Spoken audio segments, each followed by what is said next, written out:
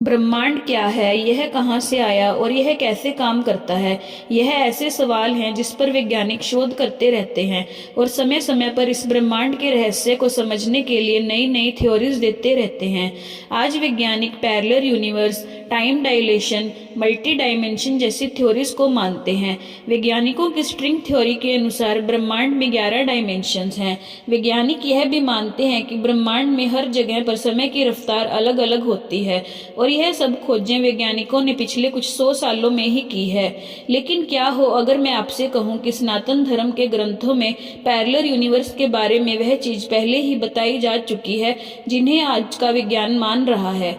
तो कुछ लोग इस बातों को केवल माइथोलॉजी की कहानी बताएंगे, लेकिन इन ग्रंथों में गूढ़ रहस्य छुपे हुए हैं।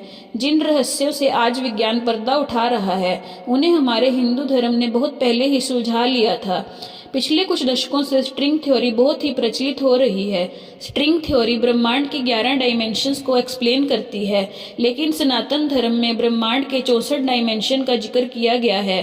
डायमेंशन वाला यह कॉन्सेप्ट विज्ञान के लिए भले ही नया है, लेकिन हिंदू धर्म में इसका हजारों साल पहले ही जिक्र किया जा चुका है।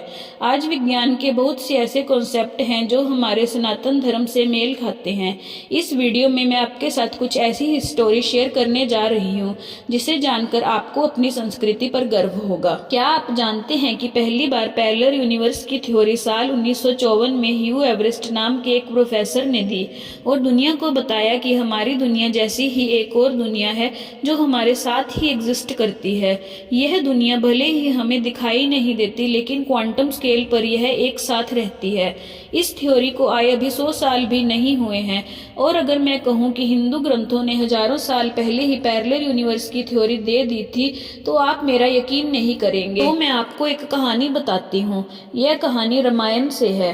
भगवान श्री राम और रावण की युद्ध को खत्म हुए कई दशक बीत चुके थे। चारों ओर राम राज्य की स्थापना हो चुकी थी। सभी जानते हैं कि भगवान विष्णु ने एक इंसान के रूप में धरती पर अवतार लिया था। अब बिल्कुल एक आम इंसान की तरह उन्हें अपने जीवन को समाप्त कर बैकुंठ की ओर निकलना था, लेकिन हनुमान जी श्री राम जी को बचाने के लिए यमराज तक से लड़ सकते थे। हनुमान जी के लिए यह बात जानना बहुत जरूरी था कि वह इस ब्रह्मांड के एक छोटे से अंश के बराबर हैं और असल में दुनिया की चीज कभी खत्म नहीं होती, बल्कि वह एक साइकिल में घूमती रहती है। इस महत्वपूर्ण बात को समझाने के लिए श्री राम जी ने एक लीला रची। उन्होंने जमीन के अंदर एक छोटी सी दरार में अपनी अंगूठी गिरा दी। इसके बाद उन्होंने हनुमान जी को अंगूठी निकालने के लिए कहा। हनुमान जी ने तुरंत अपने आकार को छोटा किया और दरार के अंदर घुस गए और धरती के सबसे निचले भाग में पहुंच गए। उन्हें नागलोक के देवता वासुकी जी मिले। उन्होंने वासुकी जी को प्रणाम किया और उनसे कहा कि मेरे प्रभु राम की अंगूठी यहाँ नीचे गिरी है, क्या आपने कहीं देखी है? यह सुनकर वासुकी जी का सबसे पहला सवाल था कि आप कौन से वाले राम भगवान की बात कर रहे हैं, और दूर बड़े पहाड़ की तरफ इशारा करके कहा कि आपको वहां अंगूठी मिल जाएगी। यह सुनते ही हनुमान जी खुश होकर उस पहाड़ की ओर जाने लगे, लेकिन जब वह वहां पहुंचे तो उन्होंने देखा कि यह पहाड़ पूरी तरह से सोने की अंगूठियों से बना हुआ था। हनुमान जी और भी ज्यादा अचंभित हो गए और सोचने लगे कि श्री राम की तो केवल एक ही अंगूठी नीचे गिरी थी, फिर यह अंगूठियों का पहाड़ यहाँ कैसे आया? उन्होंने पास खड़े वासुकी जी से इस बारे में पूछा तो उन्होंने बताया कि हर ब्रह्मांड के हर त्रेता युग में प्रभु श्री राम एक दरार में अपनी अंगूठी फेंक देते हैं ताकि आपको ज्ञात हो सके कि आपके प्रभु श्री राम इस अनंत ब्रह्मांड में इकलौते श्री राम नहीं है, बल्कि बिल्कुल इसी की तरह दूसरी दुनिया में भी प्रभु श्री राम बिल्कुल ऐसी ही लीला रच रहे हैं। यह कहानी एक तरह से पैरेलल यूनिवर्स थ्योरी को कंफर्म कर देती है। भगवान श्री कृष्ण की भी एक ऐसी ही कहानी बहुत प्रचलित है जिसमें मल्टीवर्स की बात की गई है। एक बार ब्रह्मा जी श्री कृष्ण से मिलने द्वारिका पहुंचे। वहां महल के सामने कुछ द्वारपाल खड़े थे। ब्रह्मा जी द्वारपालों से कहते हैं कि जाकर कृष्ण से कहें कि ब्रह्मा मिलने आए हैं। वे तुरंत श्री कृष्ण के पास गए और उनसे कहा कि ब्रह्मा आए हैं। तो कृष्ण ने द्वारपालों से कहा कि सबसे पहले आप उनसे पूछिए कि वे कौन से वाले ब्रह्मा हैं। द्वारपाल एक बार फिर ब्रह्मा जी के पास गए और उनसे पूछा कि आप कौन से वाले ब्रह्मा हैं। यह सुनकर ब्रह्मा बहुत चकित हो जाते हैं। वह कहते हैं कि मैं 4 सिर वाला ब्रह्मा हूँ जिसने पूरी दुनिया की रचना की है।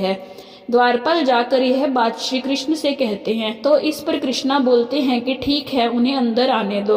अब जैसे ही ब्रह्मा अंदर आते हैं तो उनका पहला सवाल श्री कृष्ण से यही होता है कि आखिर आपने द्वारपाल से मुझे यह पूछने को क्यों कहा कि मैं कौन सा ब्रह्मा हूँ। कृष्णा ने ब्रह्मा के इन सवालों का जवाब देते हुए एक दिव्य दृष्टि दिखाई जिसमें अनंत ब्रह्मांड थे और अनंत ब्रह्मांडों में कई सारे ब्रह्मा थे। श्री कृष्ण को देखकर उन सभी ब्रह्माओं ने अपने सिर झुका दिए और इधर वाले ब्रह्मा को समझाते हुए कहा कि मैं अनगिनत ब्रह्मांडों की देखभाल करता हूँ। हर एक ब्रह्मांड के पास अपना एक ब्रह्मा है। अब यह कहानी भी पैरेलल यूनिवर्स को बताती है जहाँ एक साथ बहुत सारी दुनिया एग्जिस्ट करती है। तो दोस्तों, गर्व करो अपने सनातन धर्म पर और अपनी सभ्यता पर।